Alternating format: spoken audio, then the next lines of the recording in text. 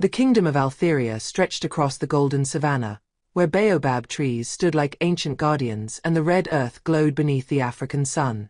In the royal palace, Prince Rowan prepared for the most important decision of his life, choosing a bride. King Adebayo, Rowan's father, had declared that the prince must marry before the harvest season. The announcement sent ripples of excitement through every village, from the wealthy trading posts to the humblest farming settlements. Every eligible girl in Altheria dreamed of becoming the future queen. In the bustling market town of Zaria, preparations reached a fever pitch. Wealthy merchants' daughters spent fortunes on imported silks from the coast, gold jewelry that clinked with every movement, and perfumes that could be smelled from across the square. They hired the best dancers to teach them the traditional court dances, practiced their royal greetings until their knees ached, and memorized poetry to impress the prince. Among them was Nadia, the mayor's daughter, whose father owned half the market stalls. She wore a dress of crimson and gold, with coral beads woven into her elaborately braided hair. "The prince will surely notice me," she boasted to anyone who would listen. "My father has already promised him 10 cattle and 50 bags of grain as my dowry." Her friend Jasmine, daughter of the kingdom's wealthiest trader, laughed dismissively. "Cattle and grain? My father is offering the prince rare ivory and precious gems from across the desert. When Rowan sees my collection of jewels, he'll forget every other girl exists." In a small mud-brick house at the edge of Zaria lived Elise, a girl of 17 with gentle eyes and calloused hands. She had no parents to boast about, no wealth to display, no imported fabrics to wear. Her mother had died bringing her into the world, and her father, a skilled carpenter, had perished in a building collapse when she was only 12. Since then, Elise had survived on the kindness of strangers and her own quiet determination. Old Mama Ruth, a widow who sold vegetables in the market, had taken her in and taught her to sew. Elise spent her days mending clothes for villagers, earning just enough to buy bread and help Mama Ruth with expenses. When news of the prince's bride selection reached their humble home, Mama Ruth insisted that Elise should attend. "Every girl in the kingdom is invited," she said, her weathered hands clasping Elise's. "You have as much right as anyone to present yourself before the prince." Elise shook her head, looking down at her worn dress and bare feet. "Mama, look at me. I have nothing to wear, nothing to offer. Girls like Nadia and Jasmine have spent months preparing. What chance do I have?" But Mama Ruth was stubborn. She disappeared into her room and emerged with a bundle of fabric. Simple cotton in soft cream and earth tones, saved from years of careful trading. "I've been keeping this for something special," she said. "You will make yourself a dress. You may not have gold and jewels, but you have something more valuable, a good heart and honest hands." For 3 weeks, Elise worked by candlelight after finishing her daily mending. She had no pattern books, only her memory of dresses she'd seen in the market and her natural eye for beauty in simplicity. She stitched African patterns along the hem, symbols of strength, wisdom, and kindness that her father had once taught her. The dress wouldn't shine like Jasmine's imported silk or flow like Nadia's expensive fabrics, but it was made with love, every stitch a prayer. The day of the selection arrived with great fanfare. Drums echoed across the kingdom as girls from every corner of Altheria made their way to the royal palace. The courtyard filled with a rainbow of colors, bright reds, deep purples, shimmering golds. The air was thick with competing perfumes and the nervous chatter of hundreds of hopeful girls. Elise arrived as the sun began its descent, casting long shadows across the palace grounds. She clutched her simple cloth bag, feeling desperately out of place among the peacock display of wealth around her. Several girls looked at her plain dress and giggled behind jeweled hands. "Who let the village beggar in?" someone whispered loud enough for Elise to hear. Nadia swept past in her crimson glory, deliberately bumping Elise's shoulder. "You're wasting your time, orphan girl. The prince wants a queen, not a servant." Elise's cheeks burned with shame, but she thought of Mama Ruth's encouraging words and held her head high. She hadn't come to win, she'd come because even orphans deserve to dream, if only for one day. Inside the great hall, Prince Rowan sat beside his father on an elevated platform. He was handsome, as the rumors claimed, with kind eyes that seemed tired of the spectacle before him. 4 hours, he had watched girl after girl parade past, each more elaborate than the last. They recited rehearsed compliments, performed practice dances, and displayed their family's wealth like goods at market. His father, King Adebayo, leaned toward him. "Any caught your eye yet, my son?" Rowan sighed. "They're all beautiful, father.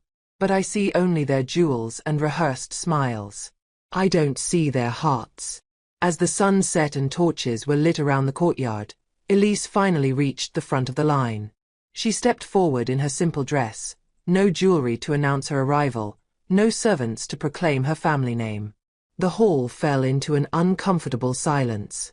Then, barely audible, someone laughed. But Prince Rowan's eyes locked onto Elise, and for the first time that day, he sat forward in his chair. There was something different about this girl, something real in a sea of pretense. "What is your name?" he asked, his voice cutting through the murmurs. "Elise, your highness," she replied, her voice steady despite her racing heart. "I am an orphan from Zaria." "And what do you offer the kingdom, Elise of Zaria?" King Adebayo asked, not unkindly but with obvious curiosity. Elise looked directly at the prince, her honesty shining through. "I offer nothing but myself, your majesty. My hands that know hard work, my heart that understands suffering, and my hope that kindness can change the world, one person at a time." The hall erupted in mocking laughter from some of the other girls, but Prince Rowan didn't laugh. He stared at Elise as if seeing sunlight for the first time after a long darkness.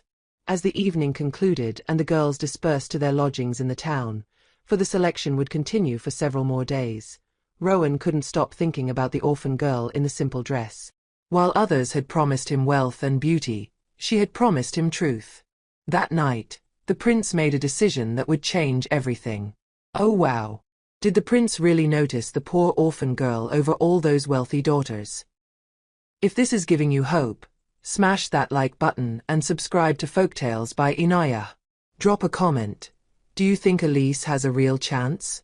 Or will the rich girls sabotage her? The next part reveals Prince Rowan's secret plan, and it's brilliant. Share this video. Turn on notifications. Prince Rowan couldn't sleep. While the palace rested under blankets of stars, he paced his chambers, Elisa's words echoing in his mind. "My heart that understands suffering, and my hope that kindness can change the world." 4 years, he had dreaded this moment, the bride selection. He had watched his older brother, Prince Malik, marry for political alliance 5 years ago. The marriage had brought wealth to the kingdom but coldness to his brother's eyes. Rowan wanted something different. He wanted a partner who would rule not from privilege but from compassion. An idea formed in his mind, dangerous but necessary. Before dawn broke, Rowan summoned his most trusted friend and advisor, Jacob, the palace guard captain who had protected him since childhood. Jacob found the prince already dressed in the simple brown robes of a common merchant. "Your Highness, what are you planning?" Jacob asked, concern creasing his brow. "I need to see the truth, my friend," Rowan explained, removing his royal rings and placing them in Jacob's hands. "In the palace, these girls show me only what they think I want to see. But in the village, when they don't know I'm watching, I'll see who they truly are." Jacob frowned. "This could be dangerous. If someone recognizes you, then you'll be nearby to protect me," Rowan interrupted with a slight smile. "I've made my decision, Jacob. I need to know which of these girls has a heart worthy of leading our people." And so, as the sun painted the sky in shades of orange and pink, Prince Rowan slipped out of the palace disguised as a merchant's assistant. Jacob followed at a distance, dressed as a trader, keeping watch while remaining invisible. The town of Zaria was already awake. Market vendors arranged their goods, children fetched water from the well, and the visiting girls from the selection began emerging from their lodgings, continuing their elaborate preparations. Rowan positioned himself near the town square, pretending to arrange baskets of grain while observing the spectacle around him. Nadia swept through the market like a storm, her servants carrying her purchases. When a young boy accidentally bumped into her, spilling his mother's precious cooking oil, she didn't apologize. Instead, she berated him loudly. "Watch where you're going, you clumsy child. This dress cost more than your family earns in a year." The boy's mother rushed to apologize, but Nadia had already moved on, leaving them to clean up the mess alone. Rowan watched, his jaw tightening. Later that morning, he observed Jasmine haggling with an elderly cloth merchant. The old woman's hands shook as she explained that the fabric Jasmine wanted was her finest work, worth every copper coin she asked. Jasmine laughed cruelly. "You're trying to cheat me, old woman. I'll give you half the price or nothing at all." When the merchant reluctantly agreed, tears in her eyes, Jasmine tossed the coins carelessly on the ground, forcing the elderly woman to bend and gather them from the dust. Rowan's hands clenched into fists, but he remained still, observing. As midday approached, he wandered toward the poorer section of town, where mud-brick homes clustered together and children played in the dusty streets. Here, he noticed a small figure moving between houses, carrying a wooden bucket.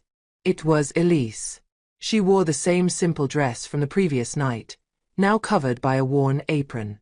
Rowan followed at a distance, curiosity burning in his chest. Elise stopped at a house where an elderly man sat outside, his leg wrapped in dirty bandages. She knelt beside him with gentle movements, carefully unwrapping the old cloth. "Uncle Moses, you must keep this cleaner," she said softly, pulling fresh bandages from her bag. "The wound won't heal if dirt gets inside." "I can't afford the healer, child," the old man protested weakly. "Then it's good I'm not a healer," Elise replied with a warm smile. "Just a girl with clean cloth and careful hands. Now hold still." Rowan watched, hidden in the shadow of a nearby house, as Elise cleaned and dressed the wound with practiced care. She left the old man with bread from her own bag before moving to the next house. At the second home, a young mother sat crying, two small children clinging to her skirts. "I can't feed them," she sobbed. "My husband went to the mines 3 months ago and never returned. The grain I had is gone." Elise sat beside her, wrapping an arm around her shoulders. "Mary, listen to me. Tomorrow morning, go to Mama Ruth's vegetable stand in the market. Tell her Elise sent you. She'll give you work sorting vegetables, and you can take home whatever doesn't sell. It's not much, but it's food for your babies." "But I have nothing to pay you for this kindness," Mary whispered. "Kindness isn't something you pay for," Elise answered, pressing a few copper coins into her hand. Probably her last ones, Rowan realized. "It's something you pass forward. One day, when you're strong again, you'll help someone else." Throughout the afternoon, Rowan followed Elise through the poorest quarters of Zaria. She visited the sick, bringing water and comfort. She played with orphan children, making them laugh with silly songs. She helped a blind woman navigate the crowded market, describing the colors and sounds around them with such vivid detail that even Rowan found himself seeing the world anew. Never once did she mention the prince or the selection. She didn't practice royal greetings or rehearse flattering speeches. She simply moved through the world, leaving it slightly better than she found it. As the sun began to set, Elise finally returned to Mama Ruth's small house, her shoulders sagging with exhaustion. Rowan, still in disguise, approached the vegetable stand where Mama Ruth was packing up her goods. "Excuse me, grandmother," he said respectfully. "I'm new to town and looking for work. I saw a young woman helping people all day. Elise, I think her name was. Does she work for a charity organization?" Mama Ruth looked up, studying him with sharp eyes that seemed to see more than they should. "Charity organization?" She laughed, a sound like rustling leaves. "No, young man. That's just Elise being Elise. Every night after she finishes her sewing work, she visits the sick and poor. Has done so since she was 14 years old, when she realized that suffering alone is terrible, but suffering alone while others could help is unbearable." "Doesn't she prepare for the selection?" Rowan asked. "I heard every girl in the kingdom is competing for the prince's attention." Mama Ruth's eyes twinkled with knowing amusement. Elise went to the palace because I insisted. But her heart isn't set on crowns and thrones, young merchant. Her heart is set on easing pain wherever she finds it. That's worth more than all the gold in the kingdom, though I doubt a prince would understand that. Rowan felt his throat tighten with emotion. Perhaps you underestimate princes, grandmother. As night fell over Zarya, Rowan returned to the palace, his mind made up. Jacob met him at the secret entrance, relief flooding his face. Well, Jacob asked, did you discover what you needed? Rowan removed the merchant's robes, his eyes bright with certainty. I discovered something extraordinary, my friend. While every other girl in this kingdom spent today perfecting their appearance and rehearsing their charms, one girl spent a day healing wounds, feeding the hungry, and bringing light into dark places. And she did it expecting nothing in return. The orphan girl? Elise? Jacob asked. Yes, Rowan confirmed. Among all the beautiful girls with their jewels and promises, Elise is the only one with a heart pure enough to heal a broken kingdom. She doesn't know it yet, but I've already chosen her. Jacob looked concerned. Your father won't approve, Your Highness. She has no dowry, no family connections, no political value. She has something more valuable than all of that, Rowan replied firmly. She has the one thing this kingdom desperately needs, genuine compassion. And I will convince my father of this, even if it takes every argument I have. That night, while the other girls slept dreaming of crowns, Elise knelt by her bedside and prayed not for victory in the selection, but for the strength to help one more person tomorrow. Neither she nor they knew that the prince had already seen everything he needed to see. The choice was made. Now came the difficult part, making everyone else understand why the orphan with nothing was worth more than all the wealthy daughters with everything. Wait, what? The prince has already chosen Elise, but she doesn't even know it. If this is making your heart sing, smash that like button and subscribe to Folktales by Inaya. Drop a comment. Will the king approve? Or will he force Rowan to choose a rich bride? The next part reveals the confrontation, and it's intense. Share this video with someone who believes in true love. Turn on notifications. King Adebayo sat in his private chambers, reviewing the day's selection reports when Prince Rowan requested an audience. The king sensed unusual determination in his son's posture as he entered. Father, I need to speak with you about the selection, Rowan began without preamble. The king set down his papers, studying his son's face. I've reviewed the candidates. Nadia, the mayor's daughter, comes with substantial political connections. Jasmine's trading family could open new routes across the desert. There's also Princess Clara from the Northern Territories. I choose Elise, Rowan interrupted, his voice steady but firm. Silence filled the chamber like floodwater. King Adebayo's expression shifted from confusion to disbelief to barely contained frustration.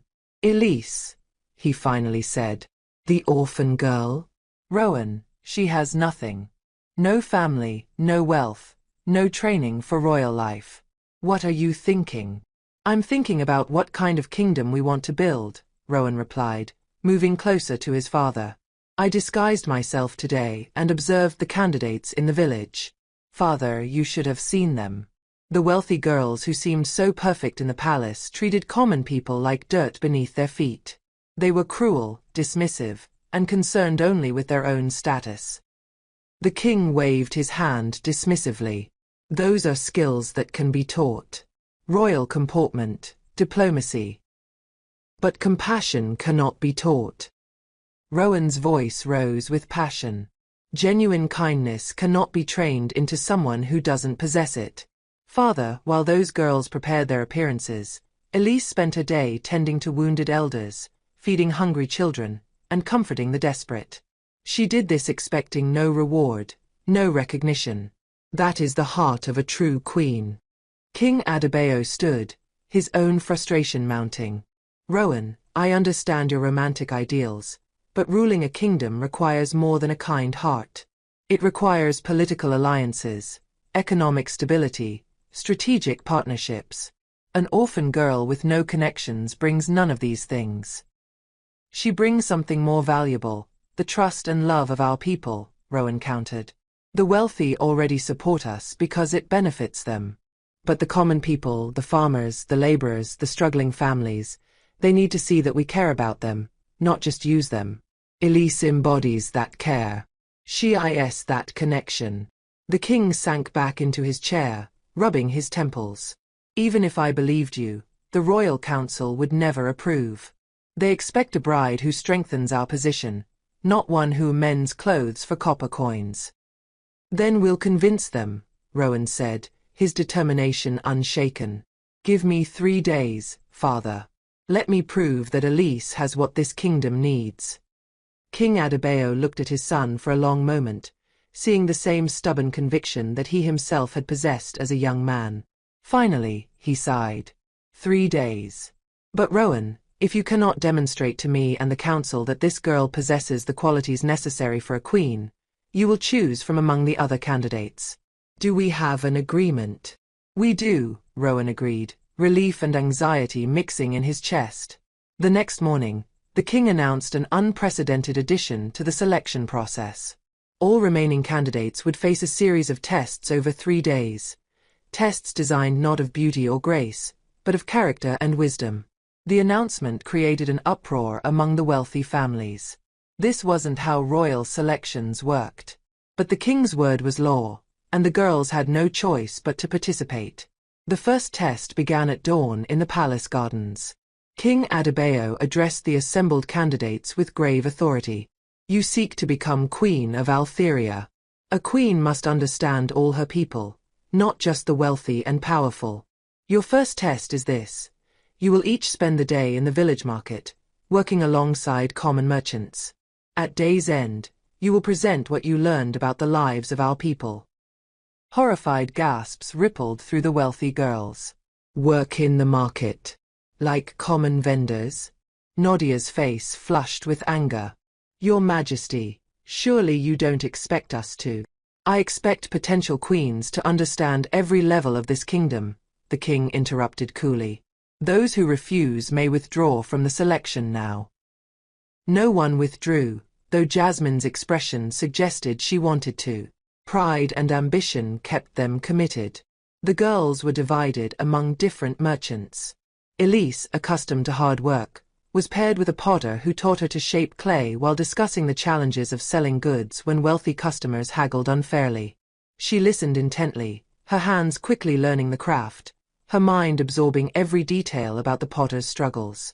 Nadia was assigned to help a fabric merchant. She lasted barely 2 hours before complaining of the heat and dust, spending the rest of the day sitting in the shade while the merchant's daughter did the work. She learned nothing. Jasmine fared slightly better with a spice vendor, but she spent most of her time trying to convince wealthy shoppers to remember her name for when she became queen, rather than actually helping with sales or understanding the vendor's business challenges. Other girls performed with varying levels of effort, some genuinely trying to understand the work, others simply enduring until the test ended.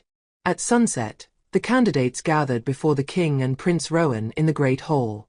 One by one, they presented their observations. Nadia spoke first, her report shallow and dismissive. The market workers are simple people with simple needs, Your Majesty. They would benefit from stronger laws against haggling and complaints. A firm hand would solve most of their problems. The king's expression remained neutral, but Rowan's jaw tightened. Jasmine's report focused primarily on the economic potential of the market. With proper investment from wealthy families like mine, market profits could increase significantly. The workers should be grateful for the employment we provide them. Several other girls gave similar responses, either dismissive of the merchant's struggles or focused solely on economic exploitation. Then it was Elisa's turn. She stood in her simple dress, now dusted with clay from the potter's wheel, and spoke with quiet conviction. Your Majesty, I learned that the market vendors are the heartbeat of our kingdom. They rise before dawn and work past sunset, yet many can barely feed their families. The potter I worked with creates beautiful vessels, but wealthy customers force her to lower prices until she makes almost nothing. Her daughter wants to learn the craft, but they can't afford to pass it down because there's no profit in it anymore. Elisa's voice grew stronger as she continued. I learned that when we allow the wealthy to exploit the poor without consequence, we don't just harm individuals. We kill the skills and traditions that make Altheria special. In 3 generations, there may be no more potters, no more skilled weavers, no more master craftsmen, because their children will be forced into other work just to survive. The hall had fallen completely silent. Even the other candidates listened, some with grudging respect, others with contempt. I learned, Elise concluded, meeting the king's eyes directly, that a kingdom is only as strong as its most vulnerable people. And right now, Your Majesty, many of our people are struggling while we celebrate in palaces. A true queen wouldn't just understand this, she would dedicate her life to changing it. King Adebayo stared at the orphan girl, his mind churning with unexpected thoughts. Beside him, Prince Rowan fought to keep the pride from his face. After a long moment, the king spoke. Tomorrow brings the second test. You are all dismissed. As the girls filed out, King Adebayo gestured for Rowan to remain. When they were alone, the king said quietly, I begin to understand your interest, my son. The girl speaks truth that makes powerful people uncomfortable, a dangerous but necessary quality. Then you'll support my choice? Rowan asked hopefully. I said I begin to understand. 2 tests remain, the king replied. But there was something different in his tone, not approval yet, but no longer outright dismissal. That night, word of Elisa's words spread through the palace like wildfire. The wealthy families were outraged. The servants were inspired. And in her small room, Elise prayed she hadn't just made everything worse by speaking so boldly to the king. She had no way of knowing that she had just passed the first test with flying colors, not just the king's test, but the more important one of staying true to herself even when wearing the truth could cost her everything. 2 more days remained. 2 more chances to prove that a heart of gold was worth more than a crown of jewels. Oh my goodness. Elise just called out the entire kingdom in front of the king. If this gave you chills, smash that like button and subscribe to Folktales by Inaya. Drop a comment. Was Elise brave or foolish? Will the king respect her honesty or punish her for it? The next part reveals the second test and someone tries to sabotage Elise. You won't believe what happens. Share this with someone who speaks truth to power. Turn on notifications. The second morning dawned grey and uncertain, clouds gathering over Altheria like witnesses to unfolding drama. In the servants' quarters, kitchen workers whispered about the previous day's test. The wealthy families were not pleased. In a luxurious guest chamber, Nadia paced furiously while Jasmine reclined on silk cushions, her face twisted with calculation. That orphan girl humiliated us, Nadia hissed. Did you see how the king looked at her? How Prince Rowan smiled.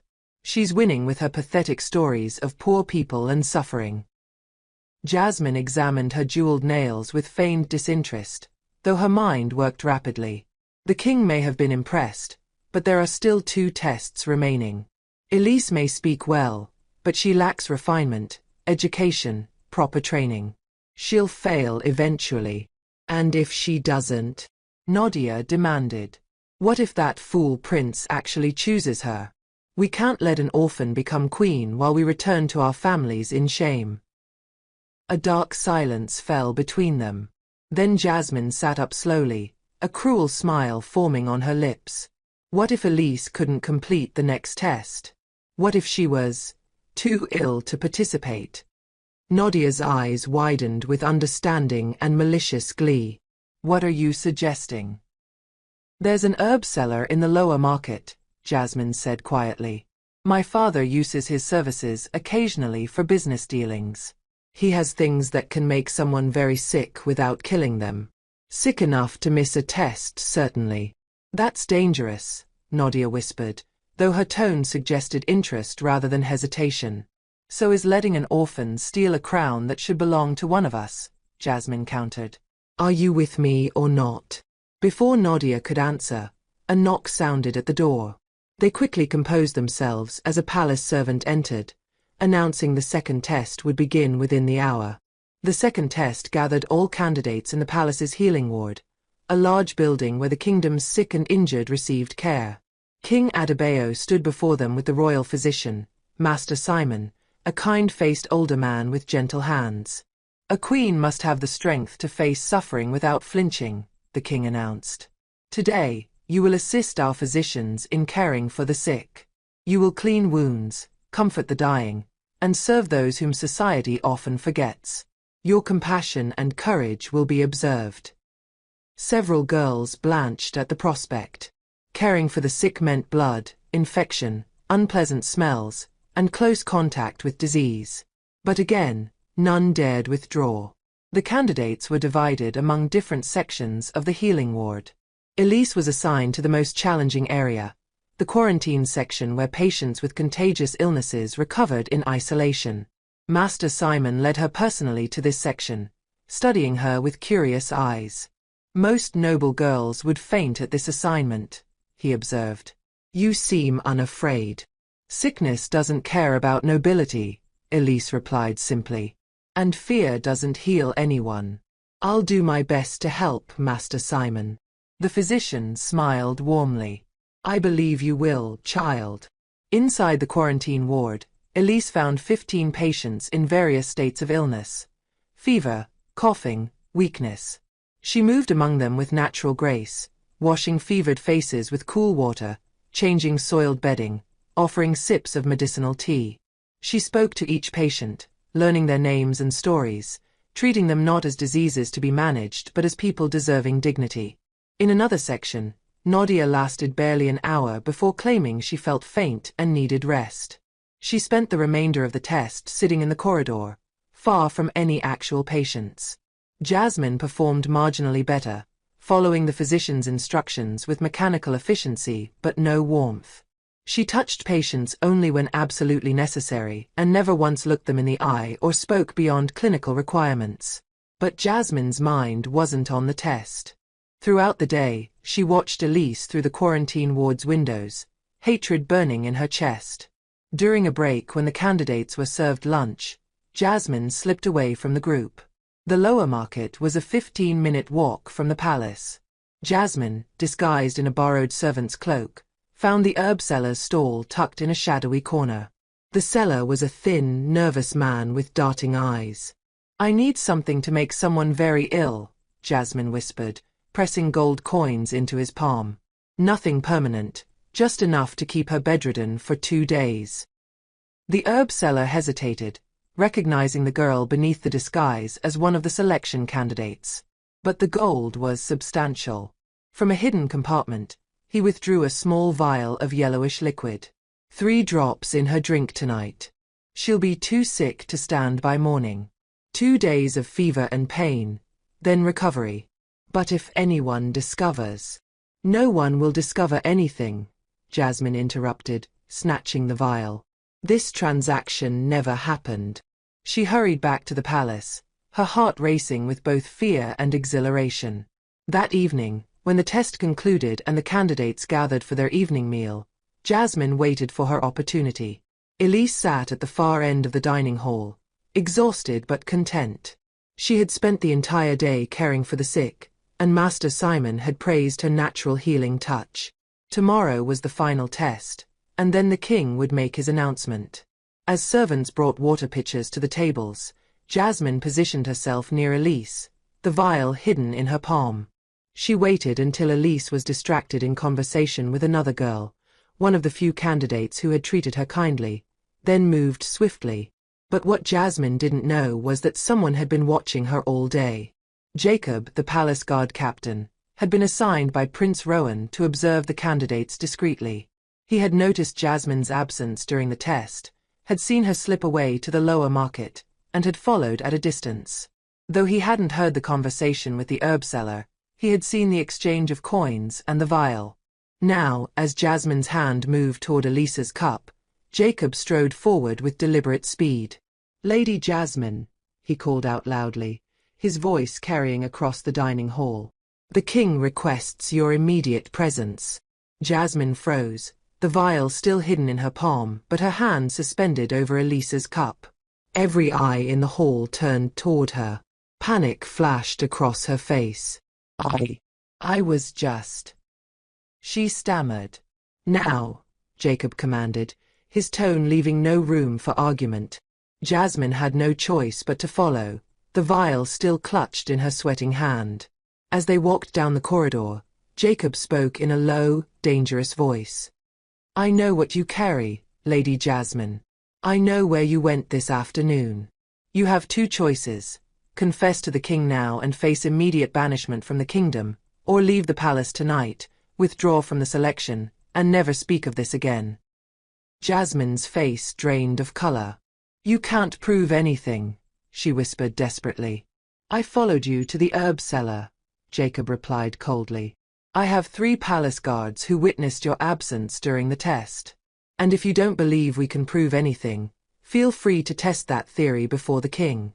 He takes attempted poisoning very seriously, even when it targets an orphan. They had reached a small side door leading out of the palace. Jacob opened it, revealing the dark streets beyond. Choose now, he said.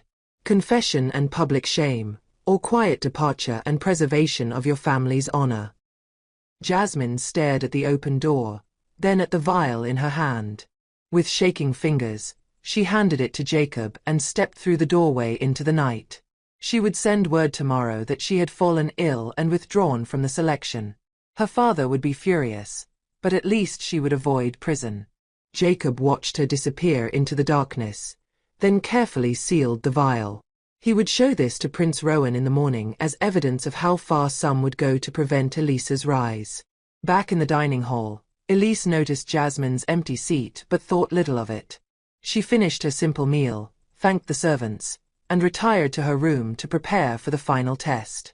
She had no idea how close she had come to disaster, nor that someone had been watching over her all along. Sometimes, she reflected as she knelt for her evening prayers, kindness created invisible shields, people who cared enough to protect you even when you didn't know you needed protection.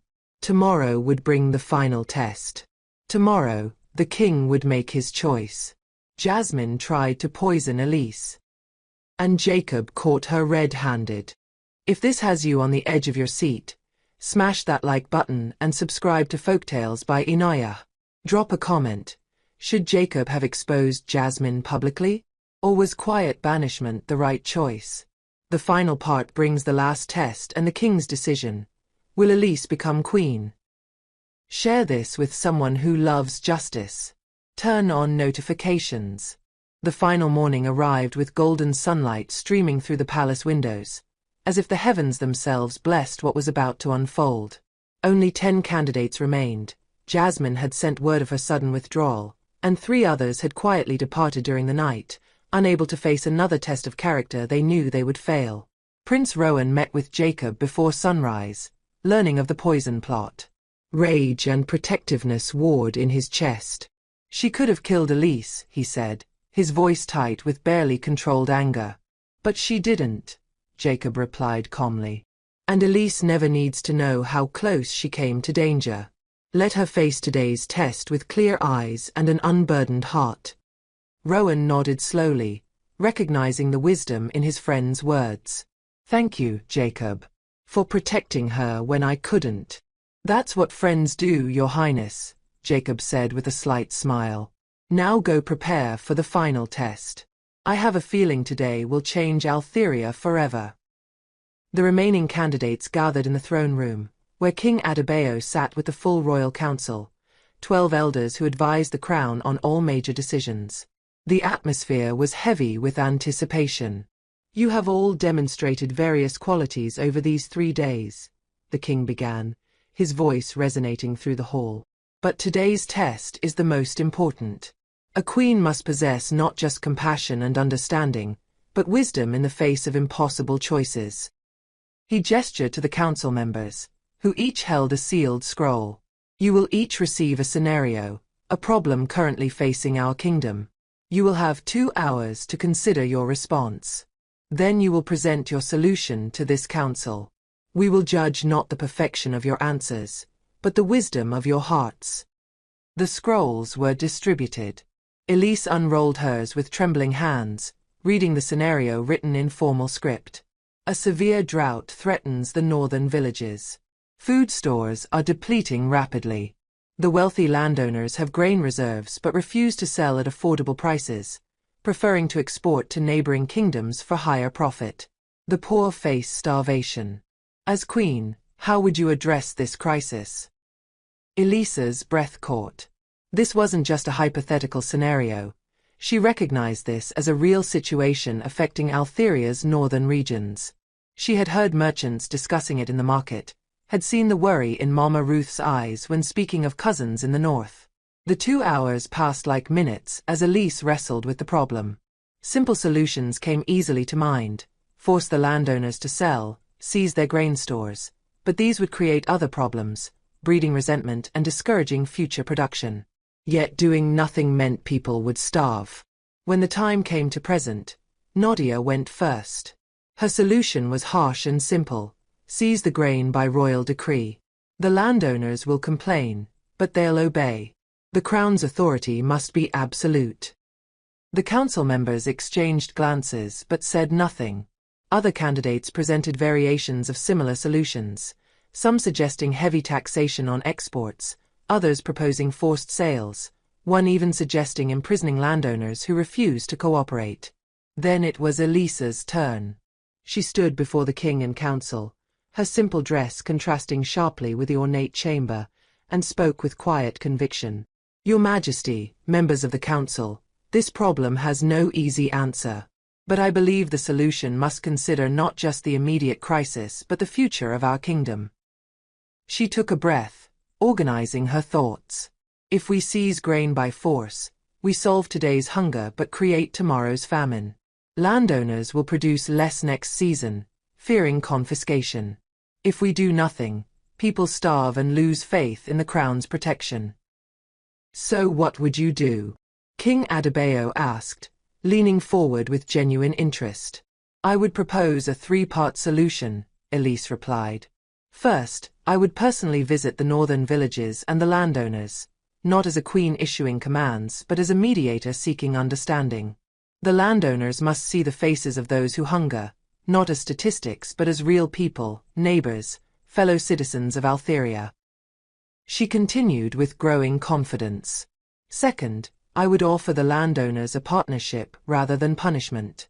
The crown would guarantee purchase of a portion of their next harvest at fair prices, ensuring they have incentive to produce more rather than less. This addresses their fear of loss while securing future food supplies. And third, the king prompted. Third, and most importantly, I would establish community grain reserves in every region, managed jointly by landowners and villagers. In good years, a portion of harvest would be stored against bad years. This prevents both hoarding and future crises. Everyone contributes, everyone benefits, and no one faces starvation alone. The council chamber fell silent. Slowly, the eldest council member, Chairman David, rose to his feet. That is the wisdom not of a ruler who commands from above, but of a leader who stands among her people. That is the wisdom this kingdom has needed for generations. One by one, the other council members nodded their agreement. Even those who had opposed choosing an orphan could not deny the insight in her words.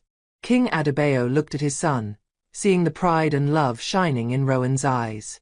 Then he looked at Elise, this girl with calloused hands and a golden heart, this orphan who had somehow understood what nobility had forgotten, that true leadership serves rather than rules.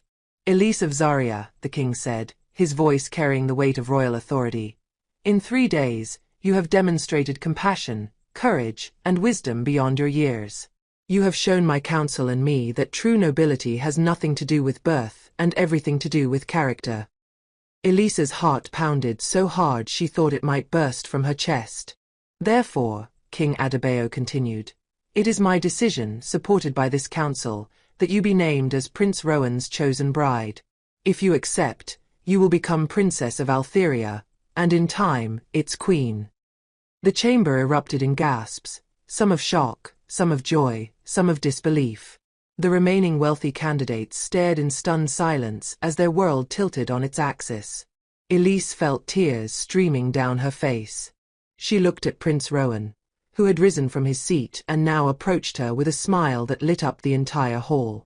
"I have watched you for days," Rowan said softly, taking her hands in his.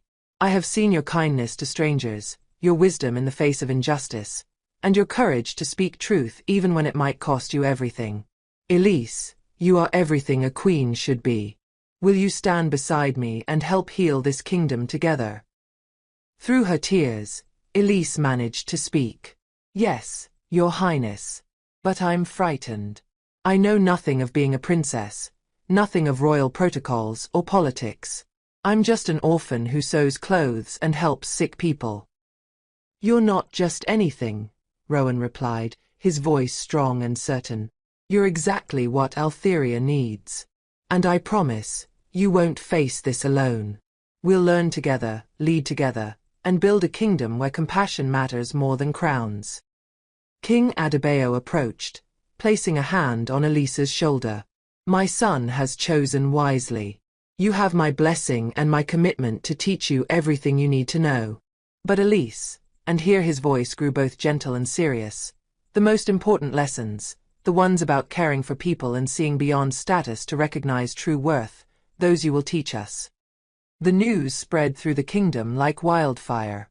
In the wealthy quarters, some families raged at the insult of an orphan being chosen over their daughters.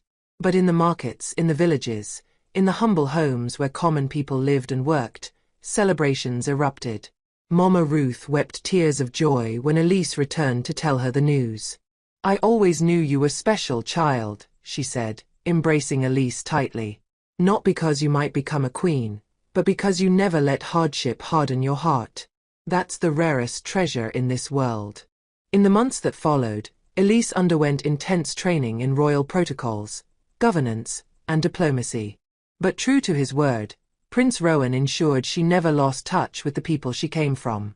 Every week, even as princess in training, she visited the markets, the healing wards, the poor villages, not as royalty bestowing charity, but as one who understood because she had lived it. The wedding, when it came, was unlike any Altheria had ever seen. Instead of an exclusive palace ceremony, it was held in the great square where common people and nobility gathered together. Mama Ruth sat in a place of honor beside the king himself. And when Elise walked down the aisle in a dress she had sewn with her own hands, beautifully simple but adorned with patterns representing every village in Altheria, the people didn't see an orphan pretending to be a princess. They saw one of their own, elevated not despite her humble origins but because of the golden heart those origins had forged. Years later, when historians wrote about Queen Elisa's reign, they noted that it marked a turning point for Altheria. Under her influence, the kingdom established systems of support for the vulnerable, created opportunities for common people to advise the crown, and built a society where compassion tempered power. But those who knew her best understood that the secret of her success was simpler than any policy or program. Queen Elise ruled the same way she had lived as an orphan, with genuine kindness, practical wisdom, and an unwavering belief that every person, regardless of birth or status, deserved dignity, opportunity, and hope. And beside her always stood King Rowan, grateful every day that he had looked past jewels and fine dresses to see the greatest treasure his kingdom had ever known. An orphan girl with a heart of gold who taught them all that true nobility is measured not by what you have, but by what you give. The kingdom of Altheria flourished, not because it was the wealthiest or most powerful, but because it had learned the most important lesson of all, that a nation's strength lies not in its palaces but in its people, and a leader's worth is measured not by their crown but by the hearts they heal and the lives they lift. And they all lived in a kingdom where compassion was currency, kindness was strength, and an orphan with nothing proved to be worth more than all the riches of the world. Elise became queen. An orphan with nothing became the most powerful woman in the kingdom. If this story touched your heart, smash that like button and subscribe to Folktales by Inaya. Drop a comment. What's the most important lesson from this story? Share this with everyone who needs to remember that true worth comes from character, not circumstances. Thank you for watching.